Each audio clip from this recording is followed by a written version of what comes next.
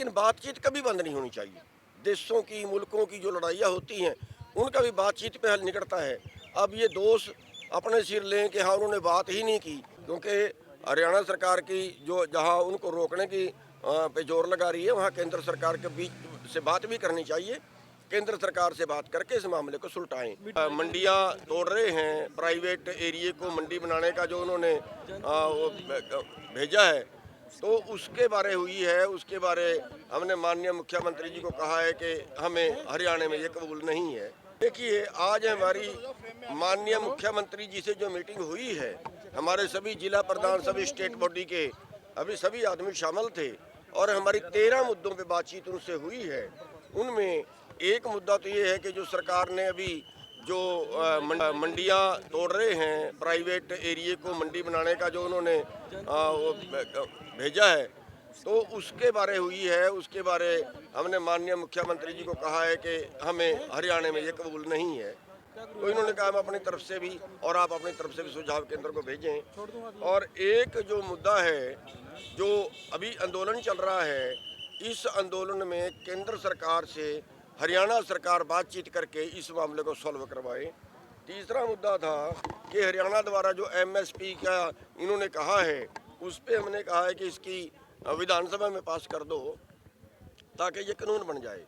उन्होंने ये आश्वासन दिया कि ये कानून ही है, कहीं भी जो है इसकी उल्लंघना नहीं होगी। और एक गन्ने का हमने भाव मांगा था, तो कि भी गन्ना इस बार कम है, अगले साल और पट जाएगा, तो वो मुद्दा है।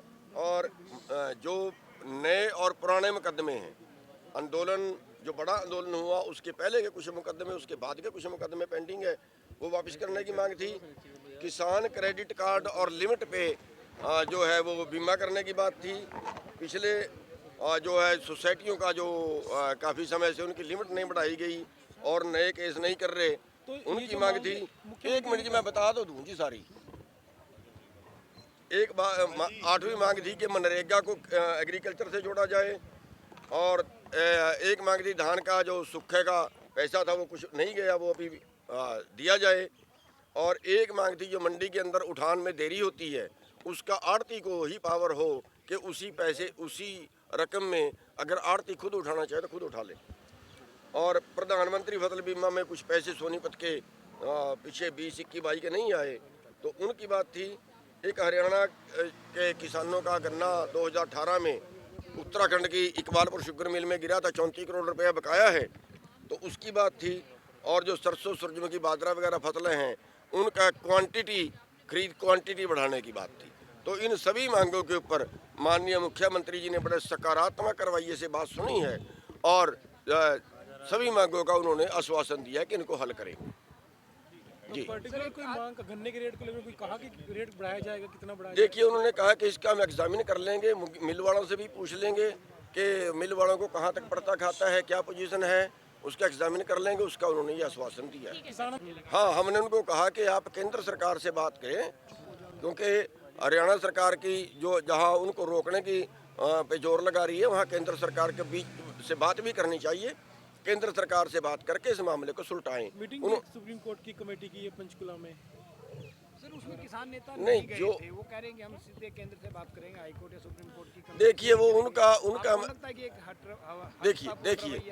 तो हो, एक बार कुछ तो निकलेगा। देखिए, जहाँ तक सुप्रीम कोर्ट की कमेटी से बात करने का इनकार पर सवाल है, मैं कोई टिप्पणी तो नहीं करना चाहूँगा, लेकिन बातचीत कभी बंद नहीं होनी चाहिए।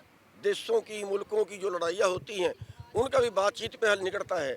अब ये दोष अपने सिर लें कि हाँ उन्होंने बात ही नहीं की, ये नहीं करना चाहिए। बात करनी चाहिए, बातचीत कभी बंद नहीं करनी चाहिए, छोटे से हो चाहे बड़े से हो। एक जो आपने प्राइवेट मंडियों वाली बात की थी, उस पर क्या कहा मुख्यमंत्री? उस पर उन्होंने कहा है कि अभी तो उन्होंने रिपोर्ट मांगी है, अभी तो उन्होंने रिपोर्ट मांगी है, और आप अपनी तरफ से जो भी आपको दोष लगता है वो आप लिख के दो, वो हम तैयारी कर रहे हैं, वो हम उसको सेंट्रल सरकार को भेज रहे हैं। ये जो कृषि मार्केटिंग एक ड्राफ्ट सेंटर ने सभी स्टेट्स को भेजा है, उसके ऊपर हरियाणा के सरकार ने क्या क्या सुझाव दिए हैं और किसान क्या चाहते हैं कि नहीं, उन्होंने कुछ हो सकता है किसानों को मजबूत बनाया जाए? उन्होंने ये कहा है कि इस पे सुझाव मांगे, और सुझाव की तारीख पहले उसमें 15 दिन दी गई थी, अब वो जो है 10 जनवरी तक बढ़ा दी है।